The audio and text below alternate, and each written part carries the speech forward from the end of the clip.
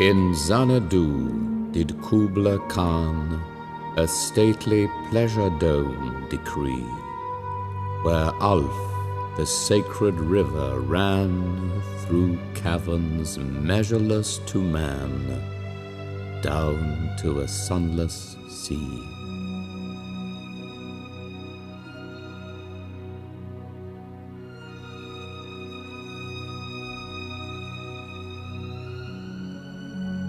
So twice 5 miles of fertile ground, with walls and towers were girdled round, and there were gardens bright with sinuous rills, where blossomed many an incense-bearing tree. And here were forests, ancient as the hills, enfolding sunny spots of greenery.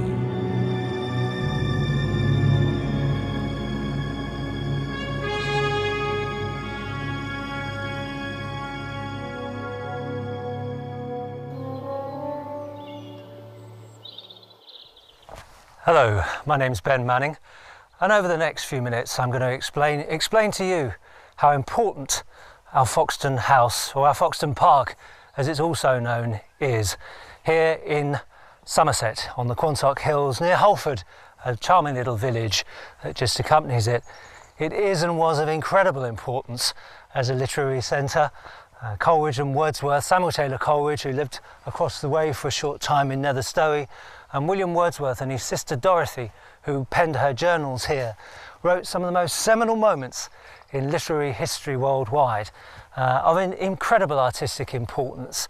For it was here over a few years between 1797 and 1800 that a whole plethora of artistic and unusual great thinkers converged on this small area. Everybody from Humphrey Davy, the inventor, to Thomas de Quincey, who of course wrote Confessions of an Opium Eater, right through to John Thirlwall, the political radical, Charles and Mary Lamb, the writers, Charles Lloyd, linked with the banking family, and even helping Coleridge financially, the likes of the Sotheby's.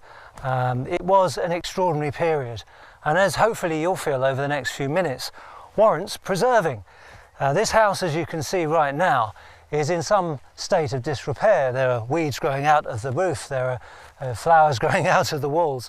It's not in a good state at all, and I believe it's of just as much importance as Coleridge Cottage, which is just a few miles away in Nether Stowey, where Samuel Taylor Coleridge, the great poet, lived and came to meet on regular occasions his friend William Wordsworth, who moved here specially to be close to his friend Coleridge across the way.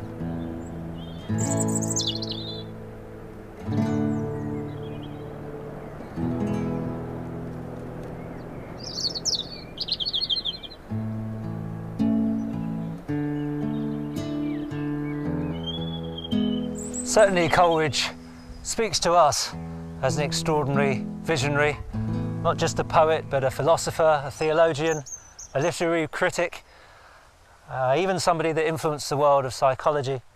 He was a far more rounded, creative writer in a sense, having been a playwright, having gone on to write extraordinary pieces on Shakespeare and literary criticism, whereas Wordsworth was far more a rounded poet.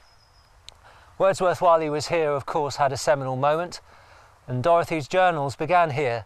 While she finished them, of course, and wrote the great majority up at Grasmere, the most important bit, as any writer will tell you, is to start something.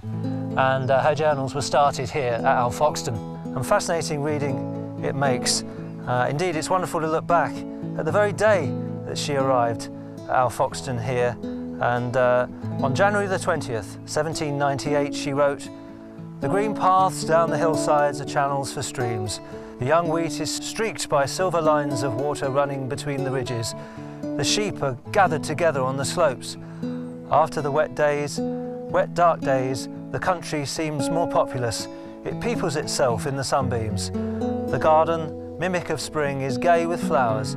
The purple-starred hepatica spreads itself in the sun, and the clustering snowdrops put forth their white heads, at first upright, ribbed with green, and like a rosebud when completely opened, hanging their heads downwards, but slowly lengthening their slender stems. The slanting woods of an unvarying brown, showing the light through the thin network of their upper boughs. Upon the highest ridge of that round hill covered with planted oaks, the shafts of the trees show in the light like the columns of a ruin."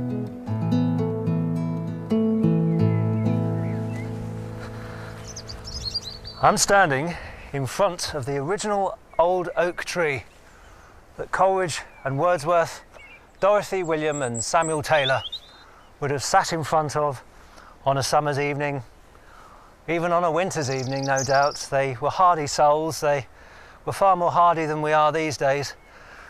And it's an extraordinary thing to look at this extraordinary beast, this old man who hasn't changed a bit, unlike everywhere else. If only he could talk. He's seen it all, this old chap. Fascinating. And you can only hope that that won't be destroyed with the march of modern technology and modern development. Let's hope that tree stays with us. But what a thought Coleridge is, darting. He used to dart into the hedgerows and round the trees. He was a frenetic, creative figure, scribbling while he did so. Indeed, his extraordinary notebooks at the British Library that I've seen up in London show almost rain splatters, you feel, as he's notating every intricate detail of nature. It's fascinating stuff. But Wordsworth, well, he was a great poet. He had an extraordinary amount of output as a poet, whereas Coleridge never quite touched the heights that he did during those Quantock and immediate years after. They certainly speak to us with a timeless eloquence across the years. And that's the power of their timeless appeal, I feel. I'd encourage anybody to discover Coleridge and open your mind to the language. Once you get past the archaic language and you understand it, it's a truly rewarding journey, and you soon realise that these were men at the top of their game.